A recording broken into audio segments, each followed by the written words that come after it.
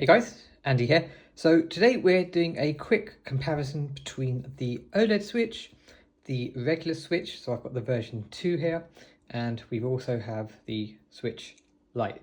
So first up, just looking at the size difference, we can see that the OLED Switch and the version 2 Switch, they're more or less the same size. If I align them up with the left Joy-Con, you can actually see that the OLED Switch is a fraction bigger or wider than the version 2. So just where the right Joy-Con is meeting up there.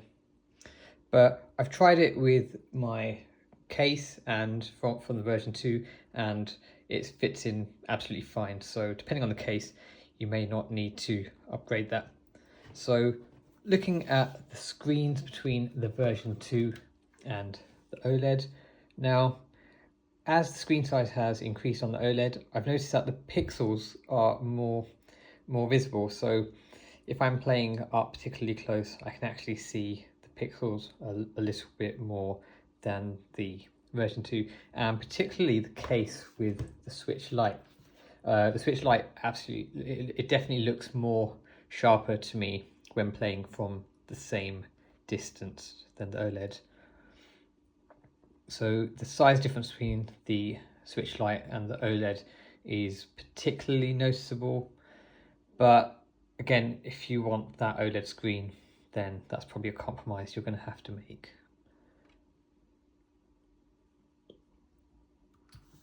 Okay, and looking at the kickstand, so I really do like the kickstand on the new OLED. It seems to be made from a metal material as opposed to plastic. There is a slight weak point in the middle here, but it's not noticeable at all, and it doesn't really affect the sturdiness of the kickstand. So as you've probably seen in other reviews, it can go all the way down, and it can be adjusted as well to stay more upright as well. So just to take a look at the buttons on the two consoles, so they're a bit more oval in shape on the OLED, a bit more round on the version 2. I particularly like the vent on the OLED. It looks a lot more like the vent on the Switch Lite, where you can see that they're more there's actually more vents on them. So if I show you the regular Switch, you can see there's only a few plastic pieces there, which I've read that some of them have overheated and come off. Hasn't affected me, but I just think that these look a lot more neater, personally. You can see the game card insertion there. Now, one thing I didn't really like about the OLED is that I found that there's a little cutout here for you to easily take this tab off to insert a game card. The Switch OLED, it doesn't really have that. It's just got this one single line here. So I don't have long nails or anything, but maybe if you did, it would help in this case. But you really have to try and struggle a little bit to get that open.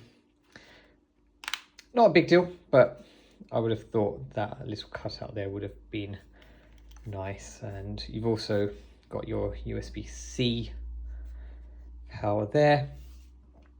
But overall, it depends what you're playing, where you're playing, and what you expect from your Switch console. So I've actually sold my version 2 now, so that's going to be going, and I've just kept my Switch Lite primarily for when I'm out and I want to have a lighter console. I also prefer handheld play even at home on the Switch Lite over the OLED. But the OLED is really cool, especially if you want to travel and you're perhaps traveling with someone else and going on holiday and you want to have a larger screen than the Lite. And it's probably better for multiplayer games. So if you're playing Mario Kart, something with someone else, then you can put it into docked mode and just engage in some multiplayer action.